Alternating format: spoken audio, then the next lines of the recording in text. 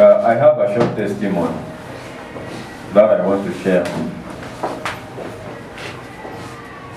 In my early life, I was not brought up a Christian. I was just a pagan. Mi sikujua kanisa. And when my time came, so that I moved next to God, I saw somebody who led a godly life. So you can imagine my early life, my parents were of Catholic background. And the only thing I knew was that on a Sunday, my dad or mom would give me 10 cents to go to church. You understand that? 10 cents. 10 cents was big money that time, very much. So I went to church every Sunday. But one day, my elder sister told me that there were some classes that we ought to follow, some guidelines in Catholic, so that you go and eat sacraments. So somewhere behind the scenes, we were introduced to some classes. So we started going. You go to church on Saturday, you are taught some, what can I call them? You need a story. They are norms. So I started reciting some things. Salam Maria umejaa neema, Baba yetu uliye mbinguni. So they called it, that is now being an adherent to the church. Adherent is a church goer. So I became an adherent and I started to follow those things. So when it reached a time when we were supposed to eat sacrament within a week's time, I boycotted the church and didn't go. I didn't have any reason. But my sister went. And then she started swallowing sacrament. Swallowing sacrament every Sunday. But every Saturday you must go to church. Then the father is on that side, you are on this side. Then you say every rubbish that you did throughout the week. You say, then he says, forgive me, forgive me. Then on Sunday you eat sacrament, and on and on and on. Those were my early years. Then it reached a time when I decided not even to go to church. So between 1984 to 1994, I never went to church. I never went inside the church. I stayed away. Can you imagine? A decade, 10 years, just leading life and doing it like that, and it was good for me. For me, I was enjoying, and I was in my world. It was good. Praise the name of the Lord. Amen. Then time came when I saw another man who was so godly. That is in 1990. Then I started seeing, like, I think if this is salvation, then I think this is what I need.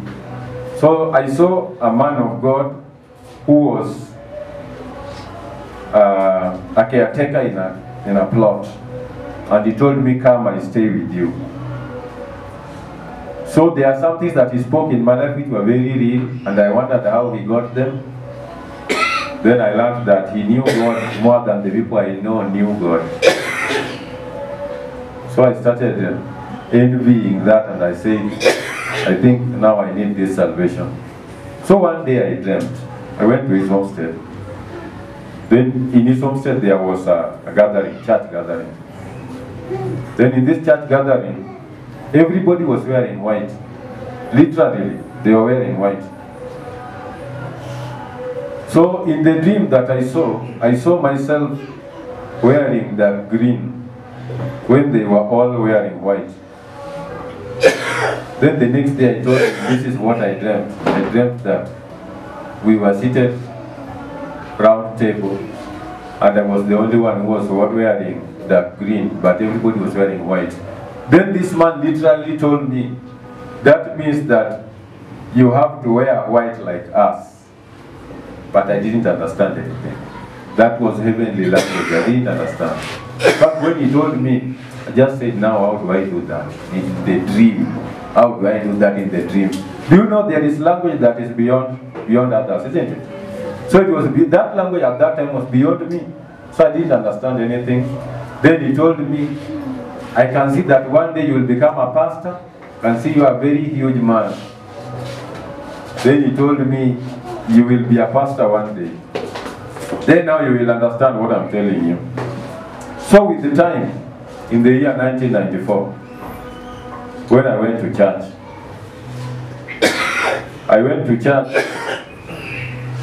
and I happened to meet Nora and other people in that church.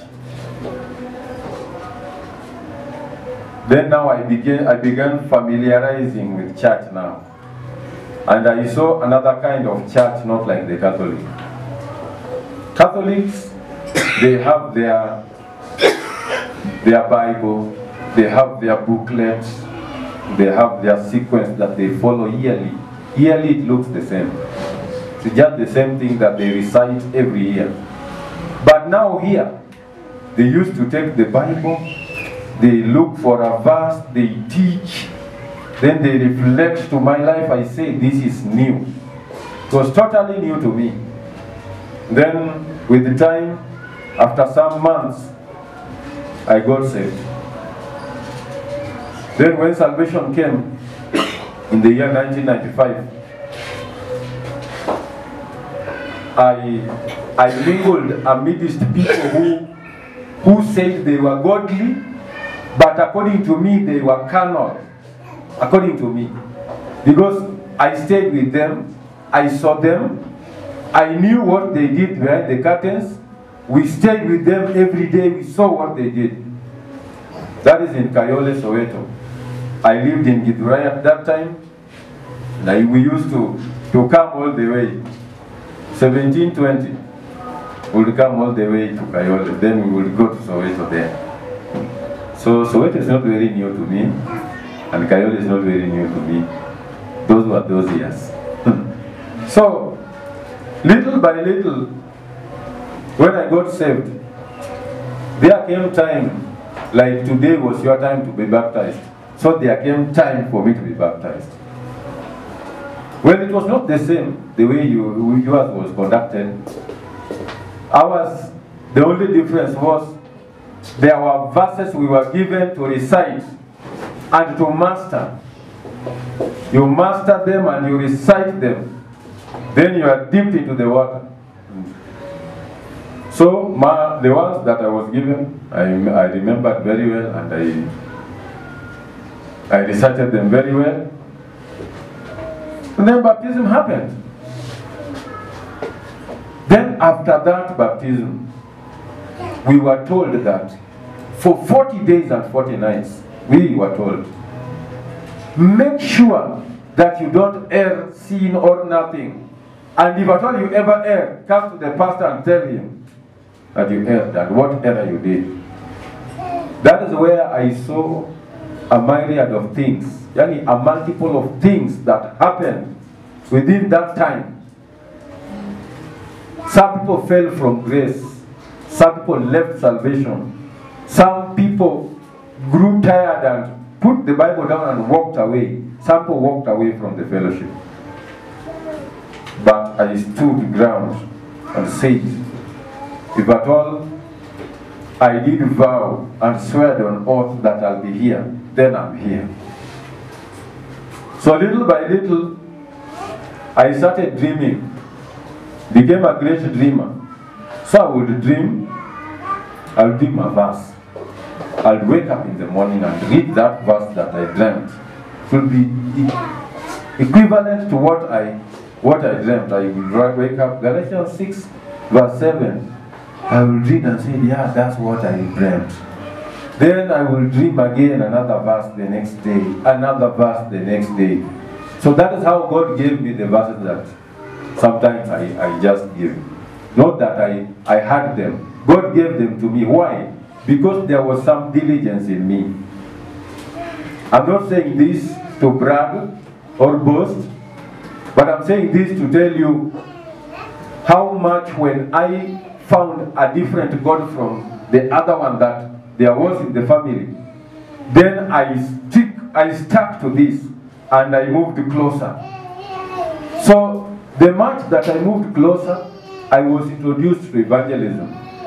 And the pastor who was with me then, who is not him, the pastor who was with me then, he used to read so much books, Christian books. He used to read a lot. In his house, he had a whole library of books. So sometimes I would sneak, get one under from underneath, go read. He will find out that I read his books, will be furious at me. He will tell me, who told you to take my books? Don't take my books. And I asked him, how would I grow? Allow me to read these books. He will say, no, don't read them. So at one time, I read the books until I became a bookman. If you ask me how many books I've read, the Christian books, I'll tell you so many, just like the secular ones. First I read the secular ones, the James Hadley Chase, the Sidney Sheldon, the Robert Ludlum, the whatnot, I read them all. And then I became obsessed with them and I left them. Then now I came to the Christian books. If you ask me, if at all, what book I've gotten lastly, I'll tell you even 1 week ago I got 2 books. I'm a reader and I've read all along. So that is what he imparted to me, I can say so. So of the things that this pastor also imparted into me were evangelism. He was a great evangelist. He would go out there, talk to somebody one-on-one, and bring him in. He didn't mind whether you are adulterous, what degree. He didn't mind whether you are a chokora. He will call you, he will tell you, leave what you are doing and get salvation. He would command, he would bulldoze, he would even call them and tell me, talk to them now. Hey, it was very rough and tough. And that is the way I used to do it. So you can imagine, on day one when I declared salvation, the next day, I prayed for somebody's salvation. Just as fast as that. So within that range, this man moved with me, and I said, well, good. So there were times when he will put a watch in the night, Kesha. But before that Kesha, he will tell us, 12 hours you won't eat, but you can drink water, 1 glass at lunch hour, then you continue. No eating, fasting. But that fasting he will demand it. He will tell me, come to my house, we shall pray there, so that nobody cheats. So we will be in his house, pray. We will pray at 9, at midday, and at 6 when we are opening.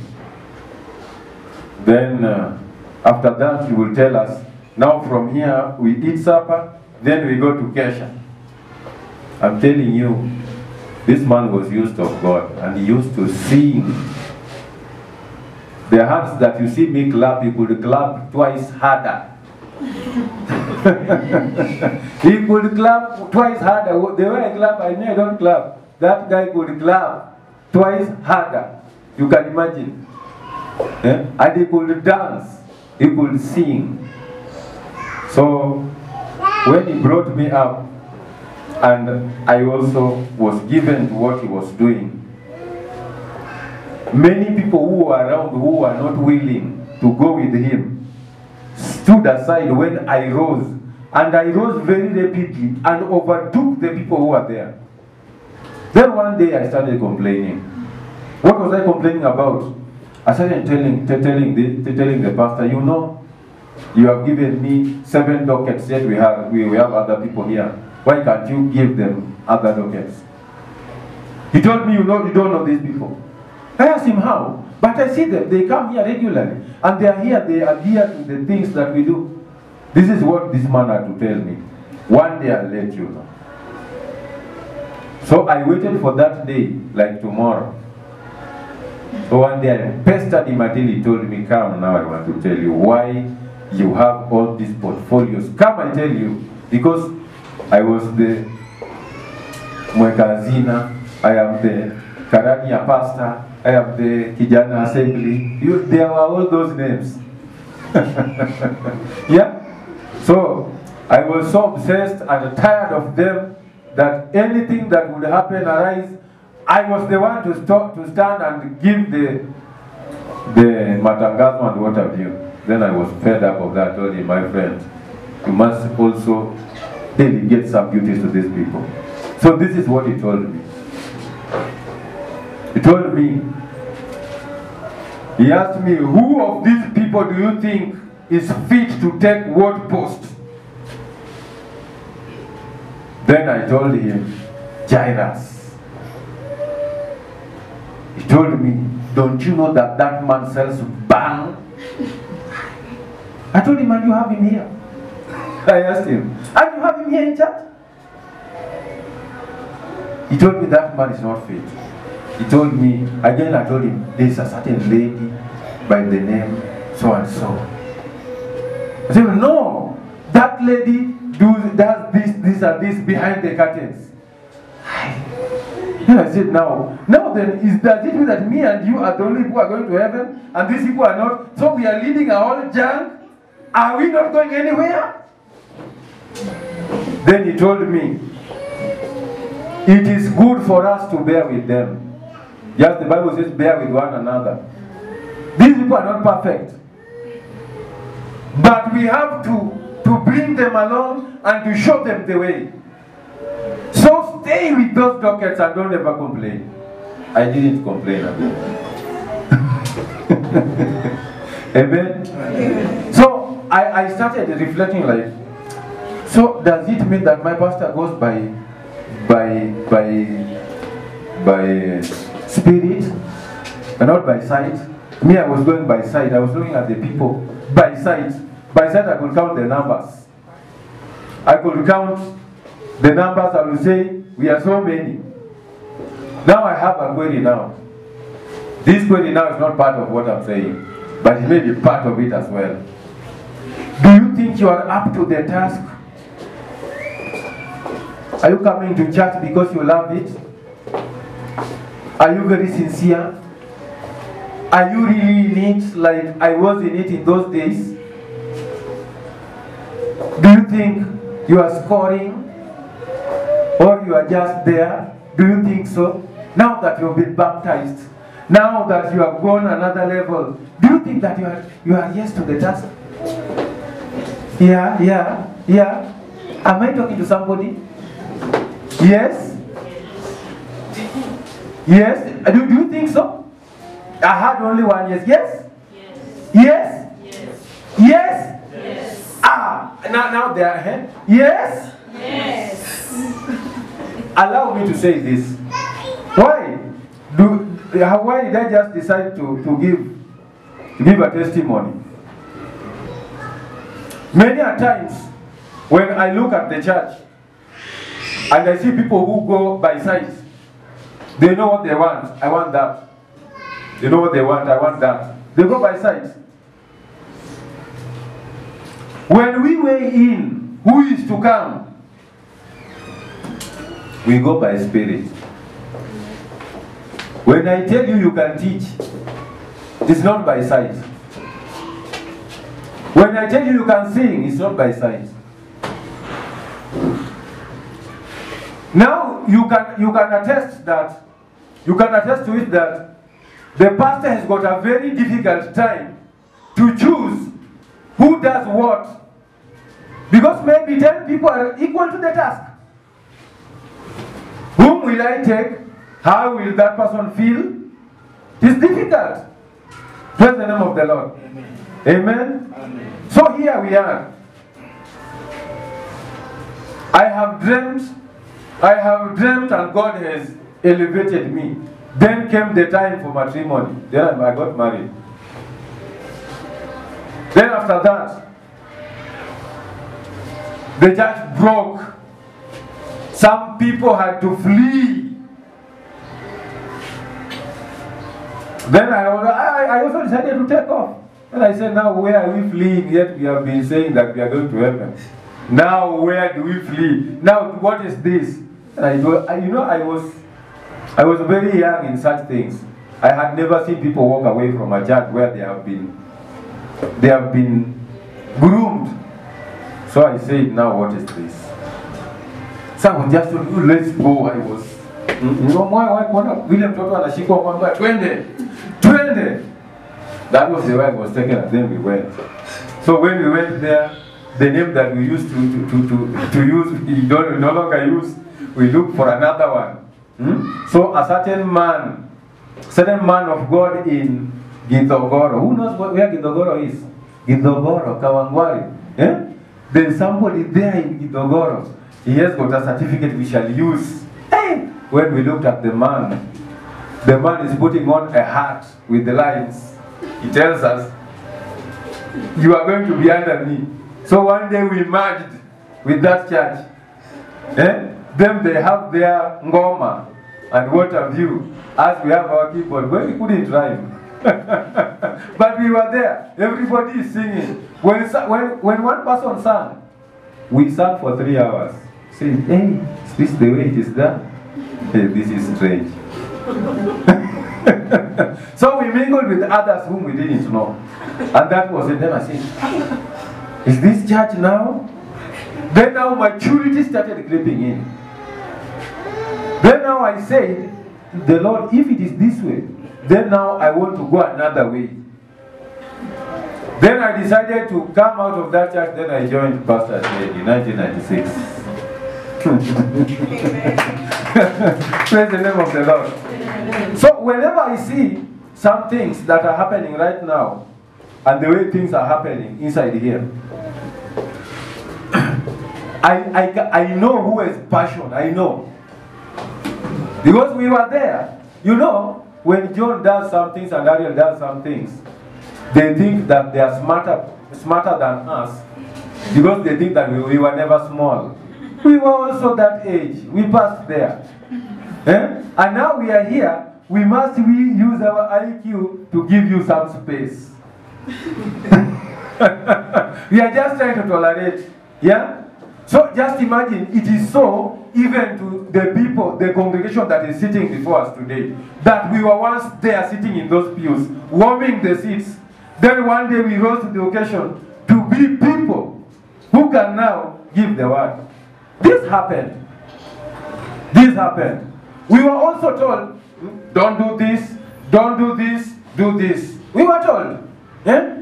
You are singing, you're told don't sing. You are singing, you are not singing properly, leave it. Bring the microphone, it's given to another person. It was done. Live like this. Not they are in hiding. No. Maybe yours, it is done. Utaongea baada ya ibada usijali. It is done in secret. But ours, in broad daylight. Ask me when you were in theological school. When you are told now, preach. Then you get your Bible, you bring your introduction, you bring your topic, you bring the reading. Then you begin. Then the person who is assessing tells you, stop a little bit. What do you mean by that? Start all over again. You become angry. You start again. Him is not sorry. He's telling you, if you don't score, I'll put an army. The army guys. It's not bread and butter. In fact, you are groomed to be bitter. So how is it done? You are groomed to be bitter. Ili usichekecheke na wewe, nenda wapi kuja kibande? Before you reach there, to call some other people kuja kibande hii hapa, toa hii, waja namna hii. Before you reach there, kwanza unasukumwa huko nyuma behind the scenes. Somebody once told me that the boots that you see these people wear, there is no time to wear those boots. So you learn to do it very, very fast. You wade through water with it. You wade through water. Then after you have waded through water with it, you sleep with it.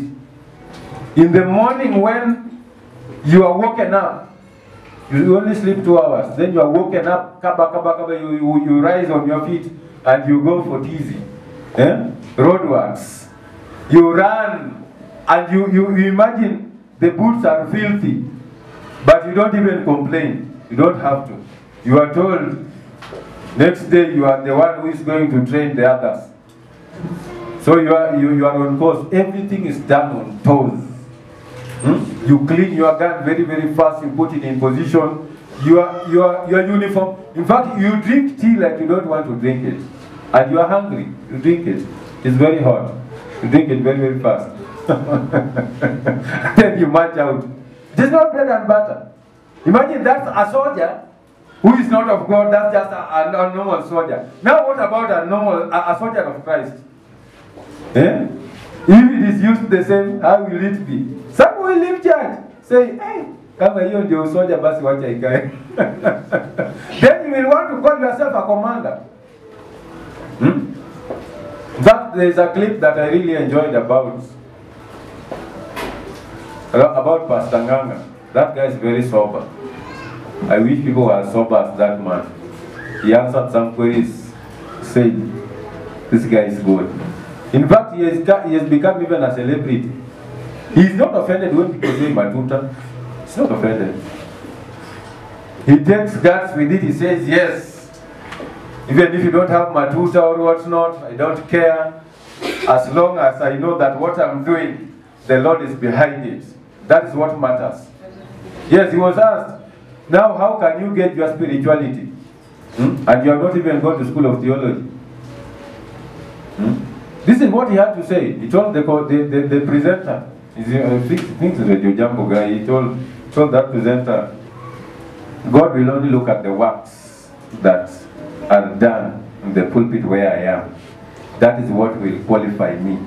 Otherwise, it is not me to say how deep I am spiritually. It is the works. Amen. So today, what is it that can qualify you? You go to church every day. In fact, somebody will say, you go to church every day, I want to go to your church. Then maybe you know how the way you are and you don't want this somebody to see the weaknesses behind your church. You say, I don't come to your church, my church, go to another church. You are offending God. Bring that person to church. How many people have felt afraid even to bring somebody to their churches? Because they feel like those people should not come. Because there is a certain thing that you think, maybe you exaggerated about your church so much. Exaggerated. Such that ukiona nataka kuja na tagundua uli exaggerate. Nasema sasa akikuja na aone ile kitu nilimwambia sio hiyo itakuwa. This is why in Takana, you just testify and say the truth. Because to cover a lie with the truth is impossible. To cover a lie with the truth is impossible. So the rest is as you can see. People are there in the church, and we are doing fine. Amen? So I've testified from where I came from to where I joined here. That is the only part that I wanted to bring. So look at yourself. Are you genuine? Are you equal to the task? Can you testify about yourself? Are you able to?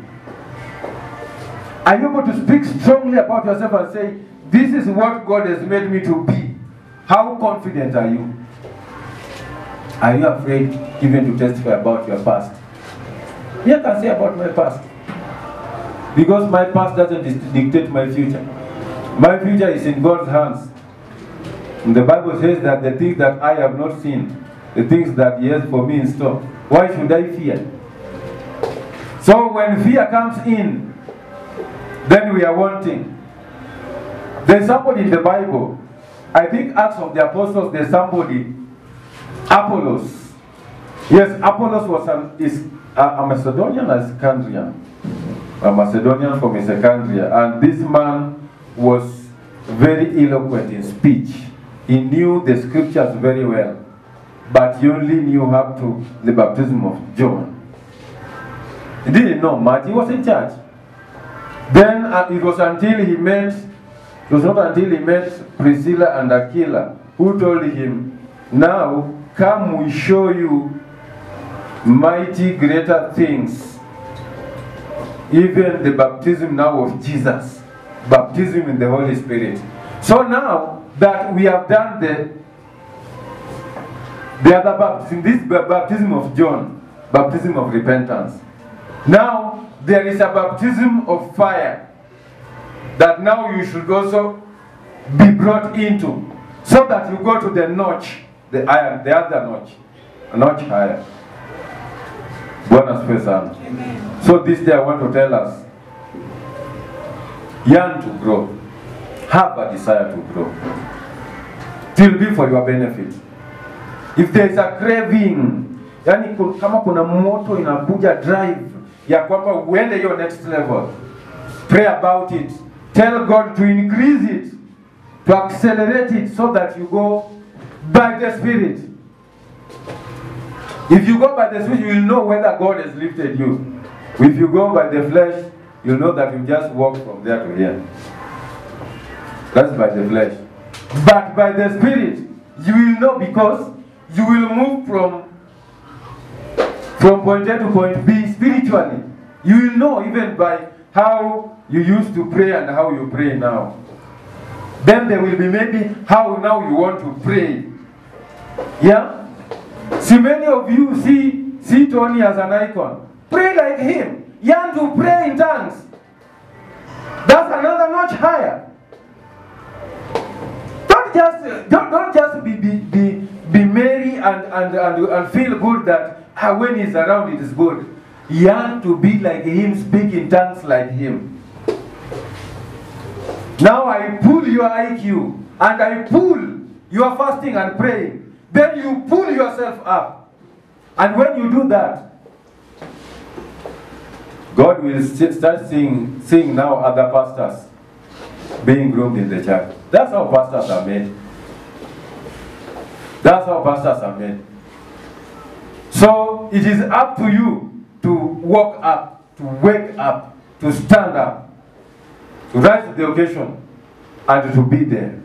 Praise the name of the Lord. Amen. So that desire that is not there, make a point to bring it, so that that which you yearn to be, you can make it.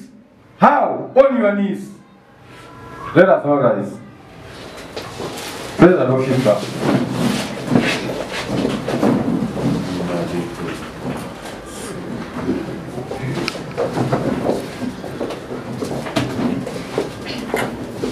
That desire, it is you to have it.